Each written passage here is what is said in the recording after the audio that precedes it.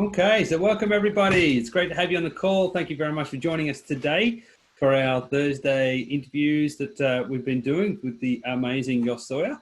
My name is Justin Phillips, and I love to learn and play with and dabble with all things around health and wellness. And as many of you know, I've had the great privilege to come across amazing people in my life that are really masters in their field. And today we have another one of, I think, about the fifth interview with the amazing Jost Sauer. And Jost is known as the lifestyle medicine man. He's an incredible man. He's published multiple books, 5 books and DVDs, and he's a doctor of traditional Chinese medicine. He's been a counselor. He's done a lot of things in his life and supervised a huge amount of case studies as well. Jost was actually the supervisor of the acupuncture clinic when I was studying acupuncture at the Australian College of Natural Medicine. And he's had the privilege to supervise over 55,000 patients in his life, which is an enormous number for a practitioner. And so he's got a very good experience. And what I really love about Jost is the incredible perspective that he has. When I have conversations with Jost around traditional Chinese medicine, to me, he really does bring the best, the most diversified, the most holistic traditional Chinese medicine perspective to an issue. And that creates some pretty cool conversations. So I want to welcome you to the call. Thank you for joining us, the amazing Jost Sauer. Hey, thank you. Fantastic. So yeah, I got to catch up with Jost this week. I went and had a session. It's been pretty crazy times for a lot of us out there, and these interviews are really put out to inspire you and share some of this incredible knowledge. And I really hope that you are taking some notes and clicking on the links and practicing what we're talking about. So Nicole and I did the exercise routine today that we've got off your website, the lifestylemedicineman.com, Jost. So we got into getting into the metal time of 3 till 7 or 5 till 7 a.m. and then taking our seer straight away, hydrating, doing some breathing, and then getting into those exercises. So thanks for that. My buttocks are really, really impressed with you right now. Yeah, glutes are loving it. Yeah, glutes loving it. That's exactly what you want. Yeah. That's exactly the point. Yeah. And today's conversation is around the perfect body. And I think a lot of people would look at you and think, you've got a pretty amazing body, and you've done exceptionally well to look after yourself over all the years. And you've been in Ironman training and triathlons and bodybuilding, and you've been in Kung Fu and Qigong for many, many years, which is really quite extraordinary. So, yes, what are your initial thoughts about how people should really look at approaching their life to create the perfect body? All right. The most important thing is it's not just about movement. So when people think of losing weight, when they talk about going onto a diet, what they think immediately is about movement, fasting. But it's not necessarily about that. For example, if you go for 30 minutes jogging every morning, you may burn 250 calories. But then it's about what really does it to the body, because those 250 calories can be added up very quickly just from having maybe a little bit of the wrong foods by the end of the day, and bang, now the 30 minutes jogging has gone through the roof. So by going with the idea of input, output, calorie input, calorie output, exercise input, exercise output, it's a very limited view on diet. And having been involved in this area now with exercise personally, and obviously observed weight loss and weight gain in all kinds of areas as part of the training, which now spans over 40 years. So there is more to it than just a simple equation of input, output. And it wasn't until I studied Chinese medicine that I started adding things together. Because really, when it comes to diet, and when it comes to having the perfect body, when it comes to have the ideal muscle growth or the relationship between muscle and fat tissue, the ideal situation, because if you do have the perfect relationship between muscle and fat, you convert the body all the time into fat loss. So if the ratio between muscle and fat is not quite in balance, or it's not good, then you have to really work very hard and concentrate hard what you have to eat. And then you get that yo-yo dieting. The idea is to let the body do the diet and you just continue doing your life. That is the best situation. And we can attain that by understanding what really is this metabolism that generates the production or the conversion of fat and sugars into energy. Because that's the underlying issue. If sugars and fat is converted constantly in energy, you do have the perfect body.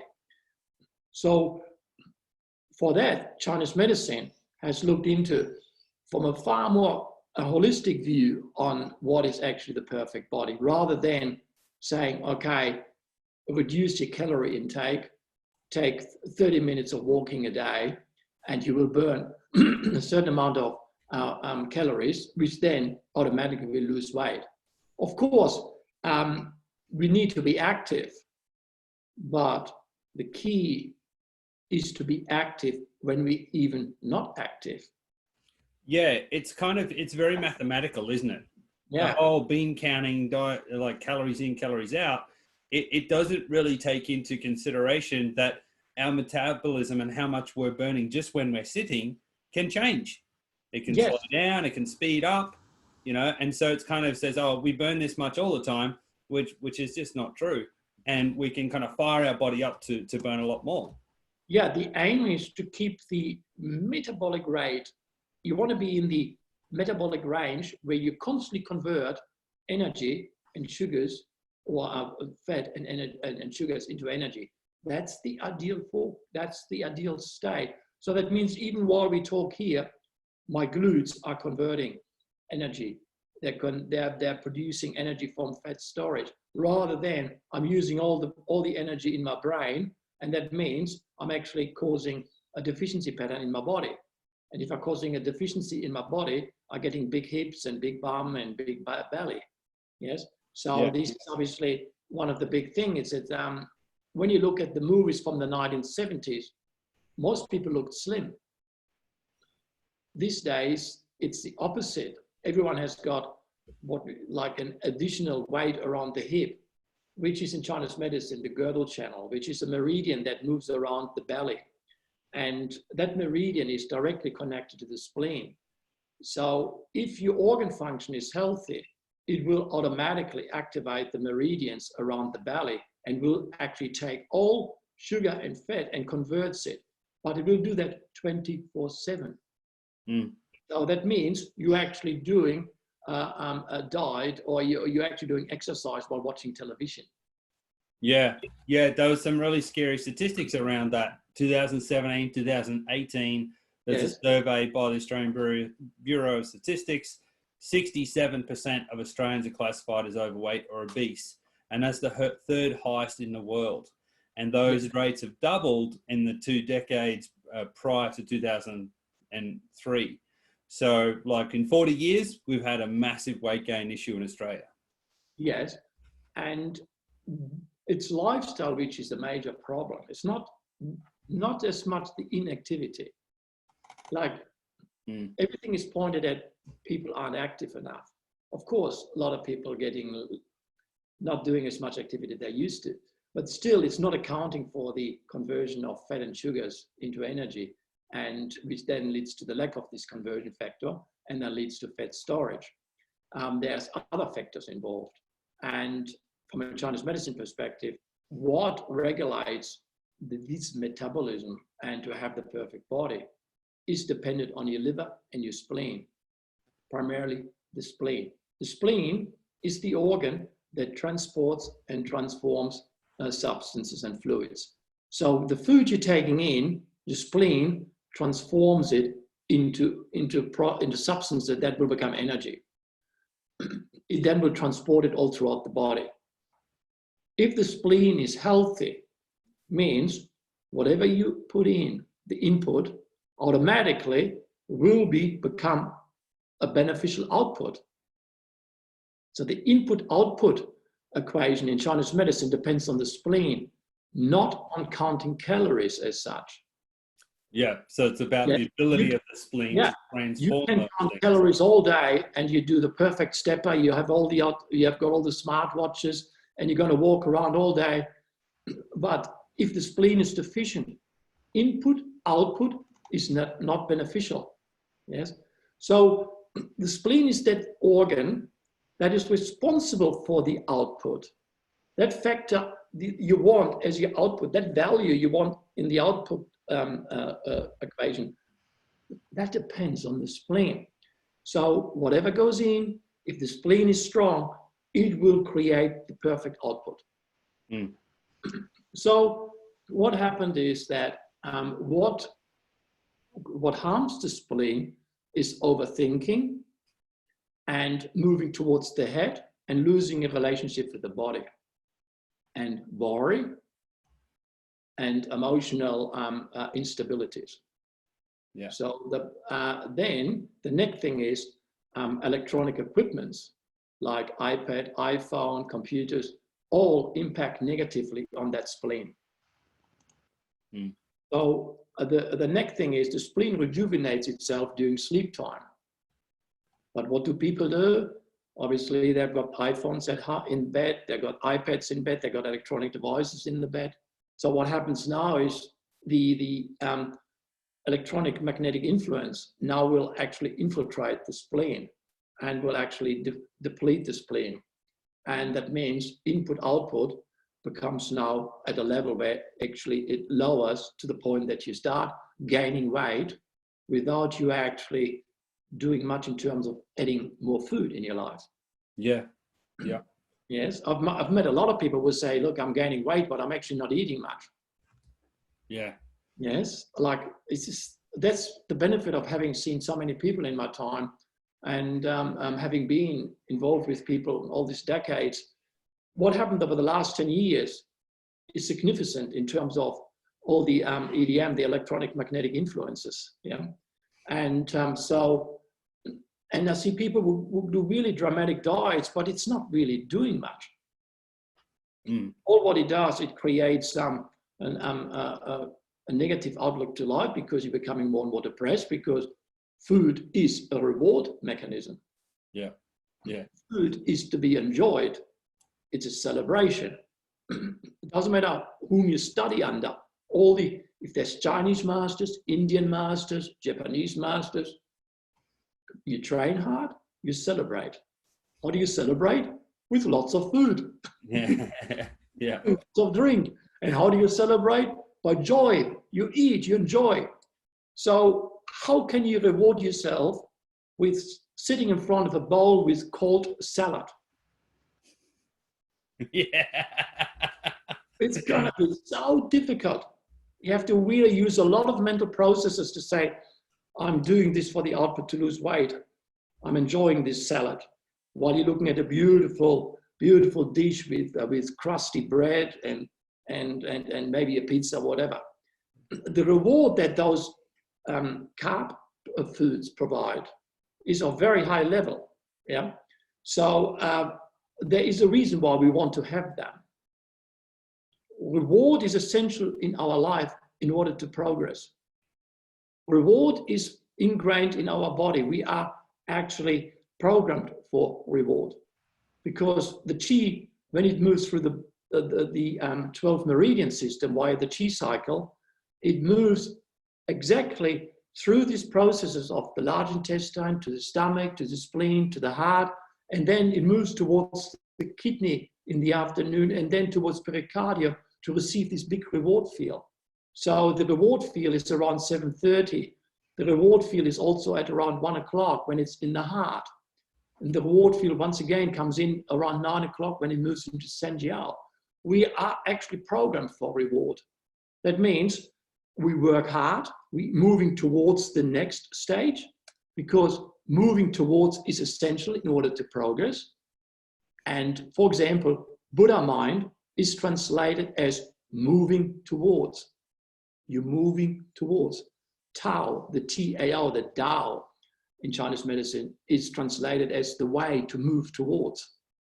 So the way it's regulated by the chi cycle, and therefore the lifestyle, is we have reward all the time in the system.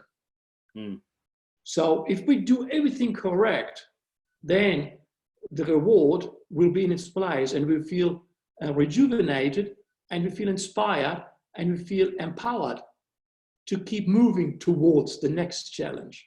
As we move towards the next challenge, we feel empowered, our energy goes up, the yang, the natural, the good yang rises, goes up. As the good yang goes up, it starts burning fat. If we don't feel rewarded, the yang goes down, and now it can't burn fat and sugars. And now it leads to weight gain. So this is why people who really do enjoy life, usually, also if they know how to live correctly, always have the perfect body. Yeah, and that like when I come and saw you this week and we had a chat, and we really talked a lot about 5-element theory and you know how the body stays in that balance. And we're not going to try and explain that on today because that's a lecture. But what was really interesting for me was that I did that subject in studying traditional Chinese medicine back when I was 24 or 23, 24. So 20 years later, in a conversation with you the other day, I actually got the controlling cycle for the first time. I didn't actually ever get it when I was at college. And you talked about how the doing without doing, and how we can burn energy and convert carbs and fat into energy and muscle by not doing when we're living correctly. And sometimes we need an adjustment. We need a balance adjustment, you know, and I needed that, you know, and I didn't realize it was so much from the way I was thinking and, you know, this whole spleen depletion. So yeah, I think that if you could talk a little bit into that about how this doing without doing, living correctly, creating balance in our life, that's what creates a perfect body. And I reflect back in my life when I've been really fulfilled, when I've been really happy, it didn't matter what I ate. Yes. My body was still good. And I wasn't worried about what I was eating either. Yes. It's funny when I've not been living in harmony and balance, you know, I've got something's going on in myself, I've got an issue I'm out of balance with, then all of a sudden, like, I'm worried about what I'm eating. Yes, right. It's like a really bad cycle. Yes. It is a vicious cycle. Yeah. And this is where, that's what yo-yo dieting is all about, because we start feeling negative about life. We start worrying, anger comes in, frustration comes in. We then get a negative self-image about life. We're looking at whatever the weight gain is. And now we're going to go into basically punishing ourselves by going into a diet using foods that don't provide reward. Or we get really weird about guilt because we are eating things thinking, I shouldn't be eating this right now. Yeah. Obviously, the next thing is if you live correctly, that means you work with the energy flow throughout the day. That means you work with large intestine energy, you work with stomach and spleen energy.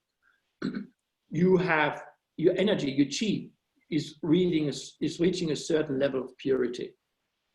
So your chi that you develop is essential for your well-being. The more chi you have, the better you feel. It's like it's like the substance behind feeling good is in fact what the Chinese identify in its chi. So if you build your chi, that means you already by nature feel good.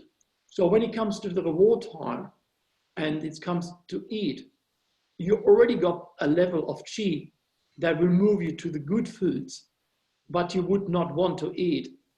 You don't want to pig out on pizza or garlic bread. This is the interesting thing, that the body will actually reject the foods that aren't good for you if your chi is good. If your chi is deficient and it's low from the lifestyle, from this toxic lifestyle that we are exposed to in this Western world, what happens is obviously we need something to rise that chi. And the crudest way to rise that chi is by eating sugars and cake. So if you deplete yourself all day, and by the time you come home, you feel so exhausted and everyone has been negative and the situation at work has been stressing, then having a big chocolate mud cake, it feels good in that moment. So the chocolate, the oil, the fat, and the sugars, all now providing an artificial rise of the chi. Yes. Yeah. So, of course, then next is the guilt feel. So you could say the cause of the problem why we have this massive weight gain is because we're needing reward foods that aren't really good for the body. They aren't really that reward. So in order to get the good reward, first of all, we need to actually live a lifestyle that builds chi rather than depletes chi. That means if we constantly throughout the day know exactly what to do, as I describe in depth in my book, Clog On, It's Time to Feel Good, because that's all about the chi cycle. If you follow that through, your chi by the end of the day gets higher and higher and higher. Like come 6 o'clock, 6 p.m., you start feeling really good. You feel like, wow, I feel good. So now having a beautiful sourdough rye bread and a pumpkin soup, it feels better than if you would eat half a cake of chocolate mud cake. Yeah, that's really interesting, isn't it? Like if we're really low and really depleted, it's kind of like any food will bring us up somewhat. Yes. But then once we get higher, then food can actually bring us down.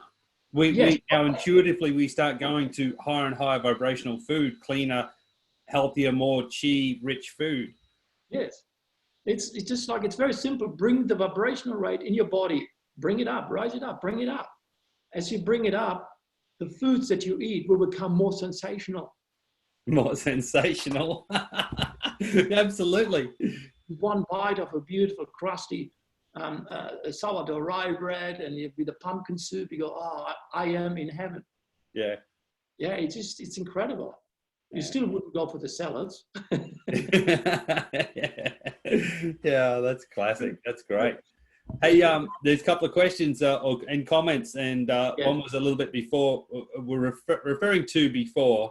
Is saying, it's got to be something else than exercise is leading to the weight gain, the high levels of obesity, because the gym memberships are much higher now than they were 20 years ago. There's a lot more focus on exercising as the solution, and yet it's not working.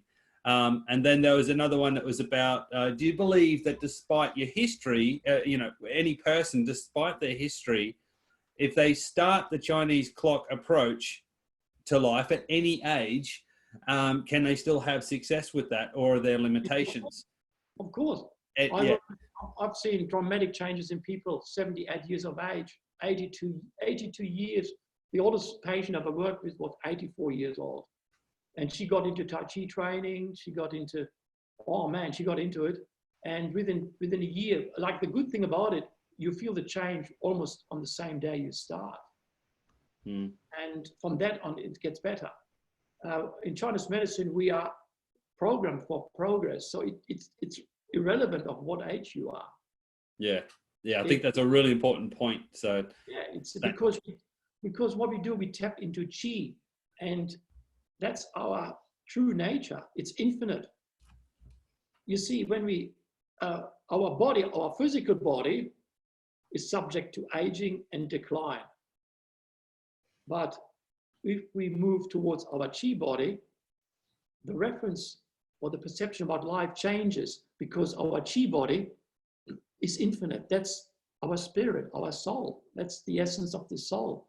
So the more we follow the chi cycle, the more we allow our spirit to enter our life, and our soul, the spirit, lives forever. It can't age. So it means you're becoming more youthful as you go on. Yeah. So you may age physically, but you are youth in your mind, in your heart. You are youthful, because the spirit, the soul, is always youthful. It's always like a young child. It's always at awe. This is awesome. This is amazing. Look at this. I want to do this. You're always at awe. And when you meet people who live the chi cycle, who are in their 80s, they have exactly that experience about life. They go, wow, this is awesome. Whoa, I want this. This is incredible.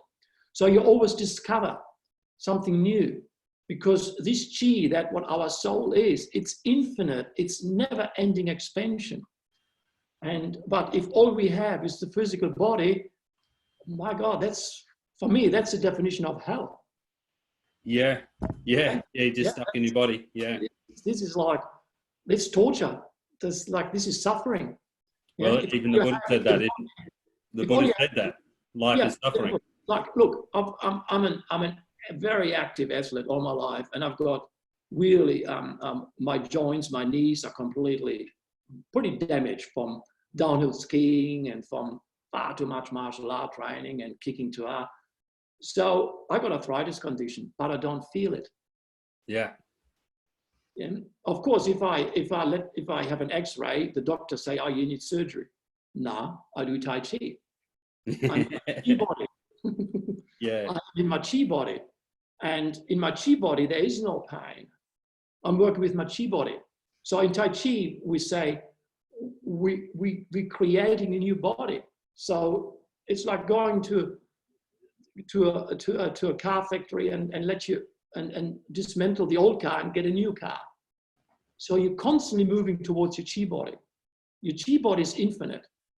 That means if the pain comes in the joint, we just do our chi body. There is no pain. So you're constantly moving into a totally different reference point. Yes. So that means you're becoming more independent of the physical and moving towards the ultimate experience, which is your chi, your spirit. Yeah. So this is why the Arthritis Foundation tells everyone, do Tai Chi. Yeah. Just if I wouldn't have Tai Chi, I would be riddled in pain. Yes. Yeah. I would, and then I wouldn't be able to move proper, and then I couldn't have my muscles. Yeah. And then I would be overweight, and I would become negative in my outlook, and then I would have needed medication, and I need drugs, and downhill. Yeah, totally. Yeah, so it really is about the art of living, the art and science of living, and that's what that's why you're known as the lifestyle medicine man, because it's about this is actually this information has been known for a long time, thousands and thousands of years. And I think you're one of the very few people on the planet that is really bringing that to light about how to live well. So it's not just about physical pain either. Like in my conversations with you the other day, I had a significant breakthrough in my understanding about how my thinking was impacting my physical health. And I love the way you talked about that. In the Taoist perspective, the traditional Chinese medicine perspective, was incorrect thinking or incorrect, when the chi's not going around a circle, but actually controlling different parts and invading different parts, like we talked about last week, liver invading spleen. Yes. That's the definition of evil in Taoism. That's where life is not in balance. That's not good. That's a really bad thing. And that whole idea of that incorrect living and incorrect chi as being evil, that was a huge wake-up call for me. Yeah, it's just like if we reverse the flow of the chi, that's when negativity starts. If we go with the flow of the chi, it automatically becomes positive. Like we become like the childlike behavior. Yeah. That means we are at awe of creation if the chi flows in its right direction. If it goes the other way, we become cynical. We become negative, we become frustrated because we are basically suddenly separated from our parents, which is the cosmic. We are separated from the mother. We are separated from support. We suddenly don't have the guidance of the universe. And to live in this physical world without any guidance from our parents, which is the cosmic, that's going to be that's tough. Yeah. Because this physical life is not an easy job. Yes. And even 2,000 years ago in Lao Tzu said, humans don't feel home on earth. They already stated that 2,400 years ago, humans don't feel home on Earth. So meaning, if we don't have the connection to our spirit field, our energy field, we feel separated. Yeah. If we feel separated, we don't feel at home. We feel like we're rejected. It feels like we got discarded out of the paradise. Mm-hmm. Adam and Eve. Yes? Yep. So we got ejected. Whereas if we are completely united with the energy field and become one with it, we are fully supported. There's no worry in that moment. There's no fear, there's no concerns about it, because we are in that moment, we are under the guidance of the mother. Yeah? Yep. So in that moment, our big father, our big mother guides us. We are at home. It's good. Yes? Yeah. Yeah. And So, that's what, like, they talk about being in the zone, going with the flow. You know, and intuitively you're led that way if you're open to it, and if you're like that, you got that chi flowing correctly. It actually becomes easier and easier to do that. Yeah. Yeah. If like it all starts like when it comes to the ultimate body, and when it comes to the perfect spleen function, because as I said before, input output is what weight loss is all about. But if the spleen is deficient, input output is also deficient. That means doesn't matter how much exercise you do, the output is not satisfactory. Mm-hmm. So in order to get the perfect input output ratio, depends on your spleen function. You got to have a healthy spleen. Your spleen in Chinese medicine is your mother spleen. It's the mother. You want to look after your mother. It's the most feminine, most nurturing, most building organ of the body. Yeah. But also spleen is earth. It's Mother Earth. We want to look after Mother Earth. We look after Mother Earth.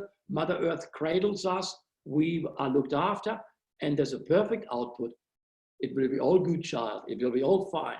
My child, it will be all fine. That's basically the voice of the spleen. So that all starts in the mornings. When we wake up in the morning, we are thrown out of our unification with our spirit world. In Chinese medicine, when we sleep, we are at home. You see, in Western medicine, sleep is a mystery. No one understands sleep in the Western sciences. It's a mystery. So in Chinese medicine, it's not a mystery. When we sleep, we got back home. We are in our astral world. We are what the Chinese refer to as heaven. We are with our guides, our spirit guides. We are with our friends. We are with our soul friends. So we are fully nurtured. Then in the mornings, around 3:30, the re-entering process starts. And now the spirit, the soul, is jolted back into the body. So when we wake up around 4:30 or 5 o'clock, the first realization is, oh, I don't want this.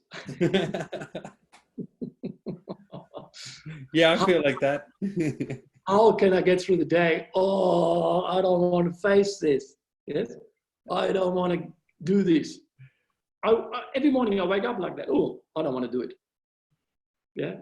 So now we are in this rough, crude awakening of shit. I'm separated. I'm not where I come from. That something is not right. Something is terribly wrong. Yeah. So, nothing is wrong. It's just we are here to expand the physical. We got a job to do here. We are on a mission, and everyone, as I said in a few webinars before, everyone is on a mission here. Everyone's got a purpose to do. So we obviously have to do our job. So the problem is, if we don't connect to our spirit field, we can't embrace Mother Earth, which is our spleen. If we don't embrace our spirit, our energy field, our spleen will suffer. If our spleen will not be cared for, input, output doesn't become beneficial. Now that with whatever comes in, the output is not in accord with how you expect it to be, because spleen can't transform and can't transport fluids. That means now fluid retention, bloating. What's the first sign of weight gain? Bloating. You eat something, bloating. What's the first thing what people do? Stop eating grains, because grains causes bloating. What happens when people stop eating grains? Reward deficiency. What happens when reward deficiency starts? We're going to look for rewards in other areas of our life. The grain, the good grain, not the white flour grain, but I'm talking about wholesome grains like good oats, good rice, like rye bread and things like that. These grains are designed to lift the spirit in the heart. So, but because we don't engage with the energy field when we wake up, spleen suffers. If the spleen suffers, as soon as we eat anything that is good for us in terms of reward, like grain, bang, it becomes a bloating. Now what people do, we stop the grain. Now it starts, life becomes even more separated from our spirit. Now it becomes even harsher. Now it becomes even more of a core. Now it becomes even just more hard work. It's already hard work being here. Being a human being is already a tough job. And now on top of that, you take grains away, you take red wine away, you make life, it's too much. Yeah. It made a huge difference for me when I read The Perfect Day Plan, and I really focused on the arriving in the morning, and that sense of when you eat your breakfast, your energy's settling down. Yeah. That was a game changer for me. Yes, yes. So the first thing what we need to do is obviously getting up is the key to enter the cycle of the chi, to go with the flow. Like riding a wave, like the surfing analogy you said in a previous one. Like this is the universal forces. These are the cosmic forces. You can fight them and fail, or you can ride them and win. And it doesn't matter what age, right? It's just like this just happens every day, and it's like get on the wave, and that's the arriving. Yeah. Yes, yes. So the idea is to first of all understand when we wake up, we get jolted out of beautiful the world we come from, bang into the physical, which is harsh, and now we got to return to the softness, the velvet feel. That's the chi flow. That's, for example, the first thing what we do before we get out of bed. We activate the meridians and we tap very important acupuncture points that now activate the meridians, so we enter the energy flow.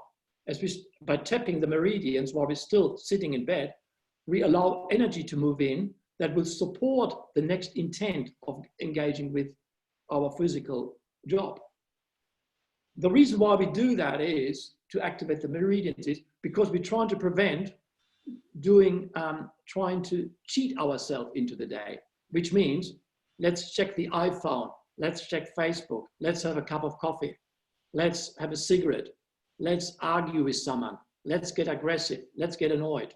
All that will now impact negatively on the spleen. The spleen now, Mother Earth, now goes in hiding. It said, oh, this is too crude for me, I'm out of here. Our spleen goes down. What happens now? Input, output suffers. You prepare the foundation for weight gain. So therefore, the first thing what we want to do is, as soon as we wake up, immediately activate meridians so that you allow energy to come into you that you knew so well from sleep. This gorgeous feeling in sleep is because you have pure energy flow. Now we activate the meridians. And I put up on Facebook yesterday a video about how to tap. Okay, cool. It's on Facebook, it's on my Facebook page, and it's called How to Wake Up Early. Awesome, that sounds like a great resource. Yeah, so it's all about the tapping, because the idea is to tap the meridians. Once you activate the meridians, you allow the energy to go back into your body, and now the energy is equally present to the ability to deal with the physical world.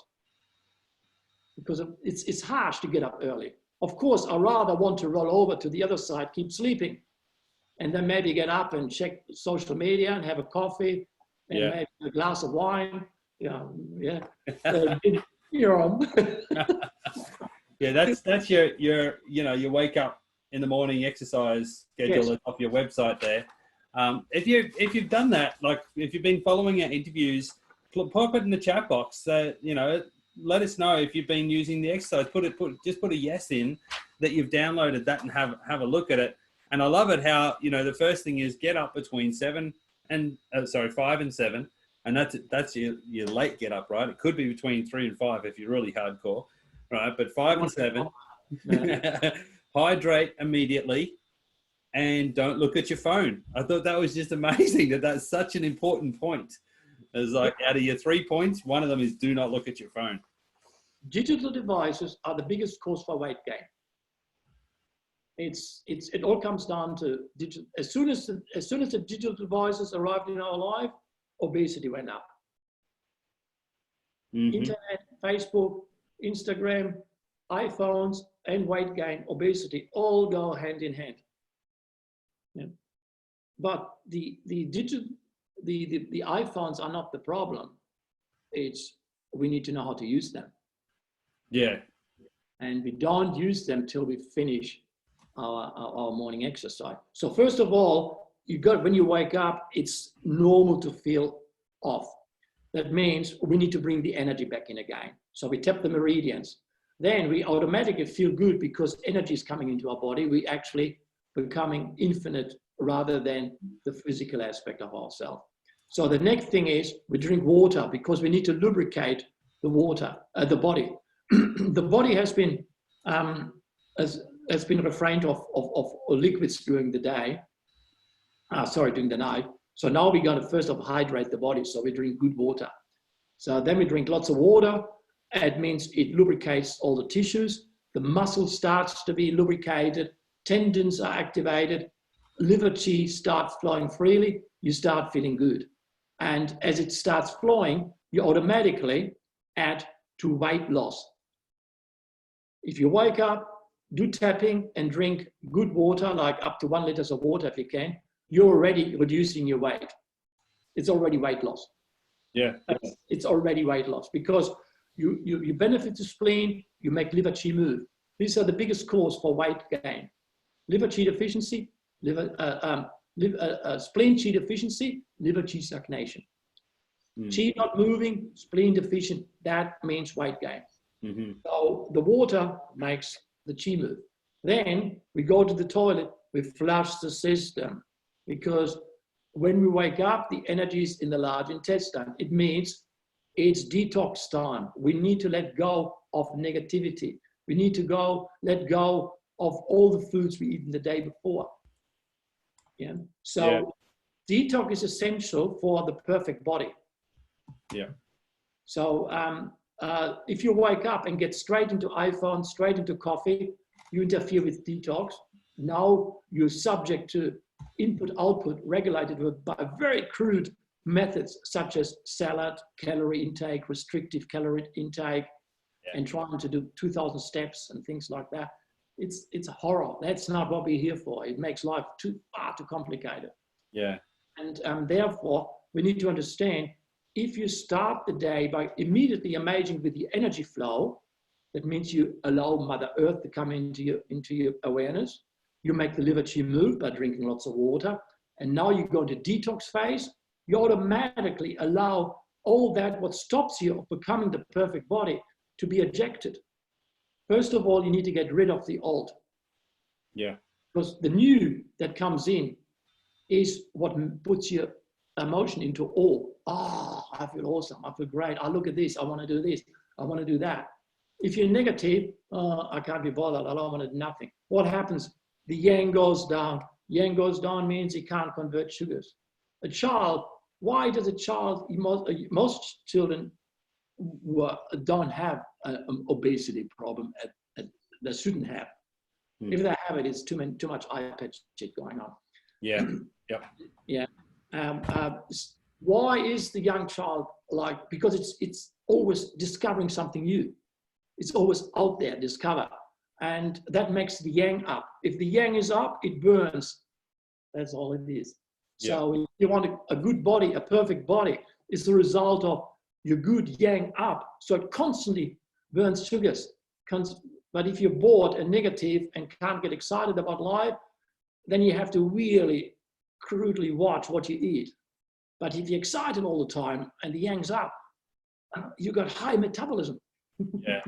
Yeah, that's awesome. You brought up a good point there about, like, you know, if you start the day toxic, you're not gonna be able to do any weight loss. Sorry, you're not gonna have that perfect body. And you talked about coffee. Now that's a big conversation, right? Because a lot of people love coffee. I actually love coffee. But I am very aware it's a pretty full-on drug. It's got a big impact on the body. You talk, I think in your books, you talk about like around at 11 o'clock, 10:30, 11 o'clock is a good time to have coffee if you're going to have it. I love coffee. I love everything. I love good red wine. I love coffee. I love good cakes. I love everything. Yeah.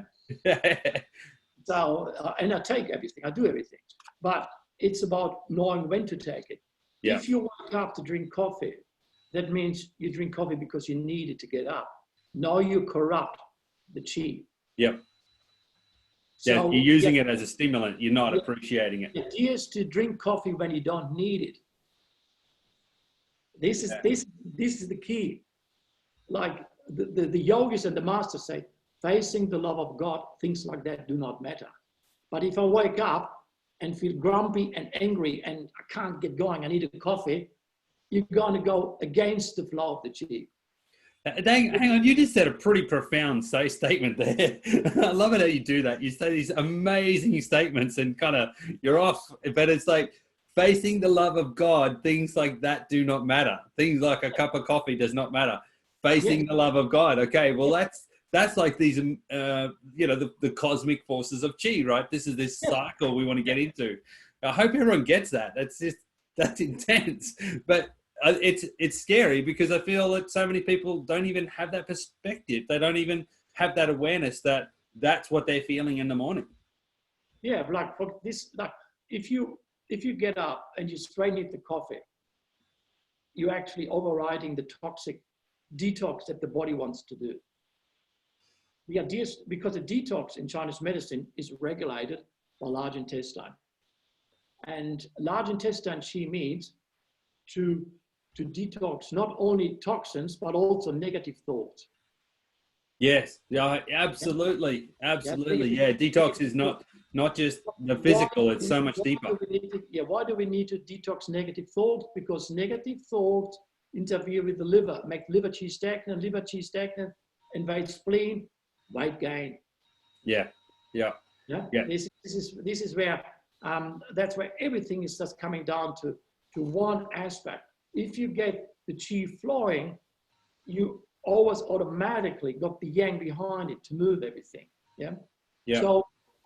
So if we wake up and have coffee, that means we are interfering with this process, because the fact that like people say, I need coffee to get going, that means they're what you're doing at that moment is that action overrides how you feel. You're trying to ignore how you feel. But this is where it's important in the mornings when you wake up, is to completely engage with how you feel. Yeah. Whatever comes up is exactly what needs to be looked at. So every morning when I wake up, there's always something I need to look at. I don't wake up and say, hallelujah, I can't wait to lift some weights. I can't wait to go out there into the cold and do my Tai Chi in 10 degrees minus. Yeah, never happened to me. So I wake up to what needs to be converted, and that's exactly the aim of the chi cycle.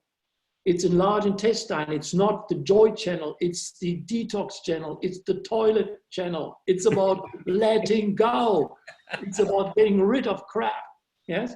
So that means if I feel crap, give it to the toilet. What it means is give it to the large intestine. Simple. Yeah. That's awesome. Yeah, very good. It's been a question in the chat box, which I think you've already answered, but what about cellulite? Is that toxic? We know it's toxicity. You know, what causes this? Liver stagnation, spleen deficiency, will it go naturally to live? Most likely blood deficiency causes spleen deficiency. A lot of after pregnancies, after birth, cellulite can develop because the blood deficiency or pregnancy can cause a lot of blood deficiency. Cellulite is more of a female problem than a male problem because of the blood deficiency pattern. Mm-hmm. Like male have got more the belly issue, which is lack of the good yang and more toxic yang. Yep. And women will get the cellulite, it's because of the blood deficiency. And so either way, it requires the herbs to move it. Yeah, and the chi cycle, right? You got to live the chi cycle as a foundation for health. That's like if we don't live correctly, then the body can't do its work. Yeah. So thanks for asking that question, Melanie. Obviously, you do need to live the chi cycle, and then some extra things can help. You know, redox can help, detox and things like that help the chi cycle. Herbs also help to really change things. This is where redox is incredible. That's why I love redox, because obviously, what is the spleen function? And that's obviously mitochondria. That's obviously all that information transmission from one cell to the next, and anti-aging. Anti-aging in Chinese medicine means your spleen is functioning well. That's what. You've got that youthfulness. If your spleen is good, you've got youthfulness. That means you convert whatever comes in, and the output is perfect. So the redox signaling is obviously crucial in that regard. And so that the way I recommend everyone to do it is, because I experimented with that in depth, is when we wake up, we don't wake up to ASEA. We don't wake up to the redox. We wake up to drinking water. First of all, we wake up to tapping. Then we wake up, then we drink water, lots of water. So we need to flush the system first. So let everything flush first. And ideally you engage now with some exercises. Then halfway through the exercise, that means after you have been, say like half an hour or 20 minutes away from your last water intake, then take ASEA. Okay. I haven't tried that, to be honest. You don't have any other interference with that. Yeah. And then go back to the exercise, keep moving, whatever you do. And then obviously when you finish the exercise, the redox signaling is now perfectly enhanced. So as I said so many times before, ASEA works best if you live correctly. The better you live, the more the ASEA works. That's how it is, yeah? Yeah. And, it rewards you very well in that regard. And you mentioned to me the other day about the professor that used to live on the grounds at Australian College of Natural Medicine, and she commented about your chapter about the spleen and how that was. And I want to get that message across to the people listening to us. When Jost has written his books like The Perfect Day Plan, they're not just like it's not a recipe, it's an understanding. It's a shift of how you think and feel towards parts of the day. So to me, it helps me be more in tune with the chi cycle, because I understand what the chi cycle is more. You know, like I said before about arriving at breakfast time. I got to be honest, I used to often wake up and I'd be like, go, go, go. And it's like I'm whipping a dead horse, you know, chugging the coffee to like, you know, fire up the engines instead of sitting. I was doing the exact opposite. And then the other thing that I really love, because I've always tended to be an afternoon evening person, is the 5 till 7 p.m., which is really about that, make that social time, you know, make that like cooking and celebration, being together and talking. And so, now it's actually 5 till 7:30 for me, putting the little one to sleep at 7:30. It's like, that's family time. Don't answer the phone, just hang out, have fun, play together, cook together. That I find that really rejuvenating. Yeah. What happens is, if those who follow the chi cycle, I mean, I would recommend everyone get read clock on first, because it there's more depths into than the perfect day plan. Yeah. Because basically clock on took me 30 years of work to get together. Yeah. It's a good effort. Yeah. And so it's observed in, you know, like 50,000 case studies and things like that. So everything you follow through will work, because it's not theory, it's practical. Yeah. And it's got 185 lifestyle tips about what to do every 2 hours that will be moving towards your perfect body. Yeah. If you follow that through, you will have your perfect body. You will enjoy the food that your body wants, rather than follow some theory, a concept. This is why diets don't work, because they're just one solution is not for everyone. You've got to find what works for you. Who knows what works for you? Your spleen. Yeah. Yeah, I've said that all along. I've studied over 200 different dietary approaches. You've got to find it. Your organs know what it wants. They know what they want. Yeah. And then you got ideas and concepts from Facebook and from social media. It's terrible. Like, yeah, it's very confusing. It's like keto diet, ketogenesis, and all that stuff that is such a big thing at the moment, or has been a big thing. I was teaching it 18 years ago in clinic. It's been around for a long time. Yeah, but the fact is, if you live the chi cycle, you do the detox, you actually trigger keto bodies. Yeah, yeah. You do exactly. You do exactly the ketosis that they're trying to do with desperate means. The keto diet hits the spleen so much in the ass. It's terrible. Yeah, it's hard. And we're not designed for it. It's not a reward diet. Yes. It's not like, oh, God, I feel so good eating another 5 kilograms of steak for breakfast. Yeah. What they want to achieve in this diet is nothing else than the detox phase is activated by the large intestine, which is activated by tapping the meridians, by drinking water, by going into your exercise. And you don't eat after the detox is finished. That's the key element. You don't eat until the detox is finished. Yeah. You don't put anything in your body till the detox is completed. And with most people, it will, according to the chi cycle, will take about, it's hard to say how long. So if you do it correctly, you will probably need 2 hours. Yeah. I do it a bit longer because the more you do it, the more you know how to work with that. You know, you get up earlier and earlier, and you expand the time before you have your first food. So that means you have a really massive detox phase. And then you will notice that by the time you have your breakfast, which you eat sitting down, in order to mindfulness, let the chi sink in, become calm. What happened then is obviously, when you look at the clock, the last time you ate most likely was 12 hours before. So you got perfect intermittent fasting. Yeah, yeah. Because you start with the detox phase, there's no sugars left to activate you. That means you're in ketosis very quickly. Yeah. Hey, we're starting to get to the top of the hour now, and I just wanted to ask one more question as well.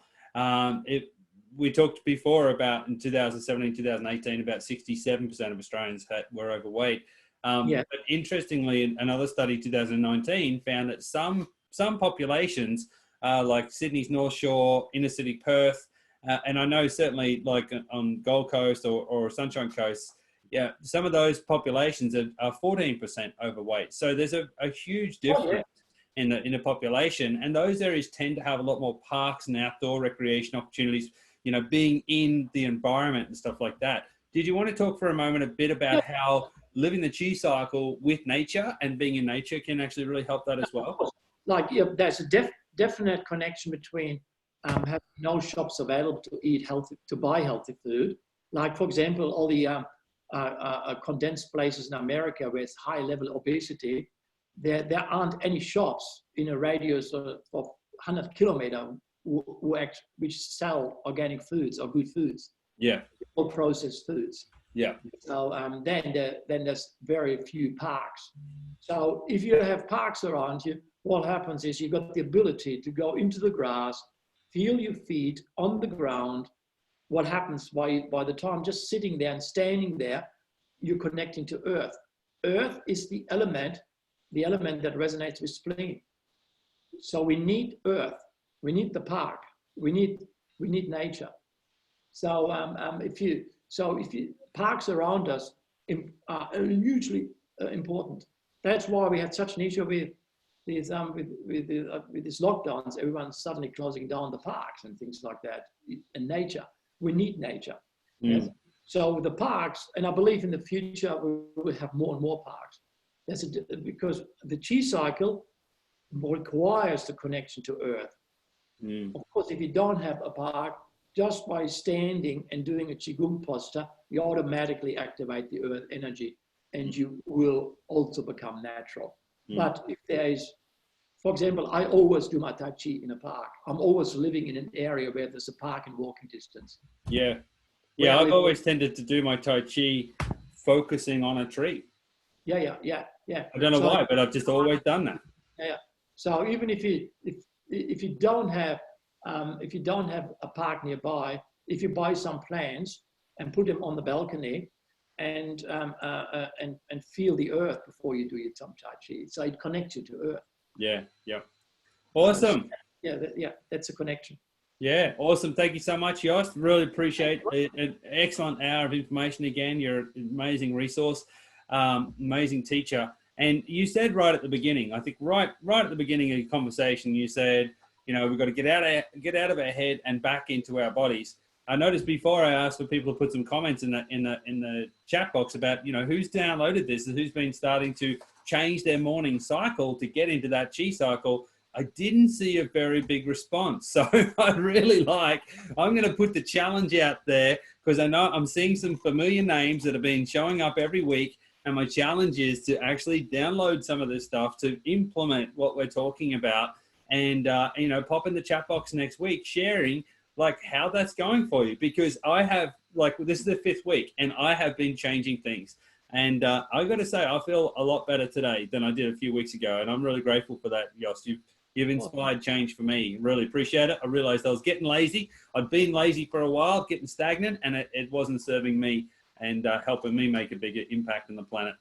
So, any parting remarks, Jost? Yeah, keep the chi moving and eat good food. Yeah, fantastic.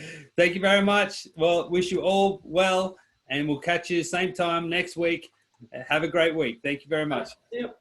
Bye.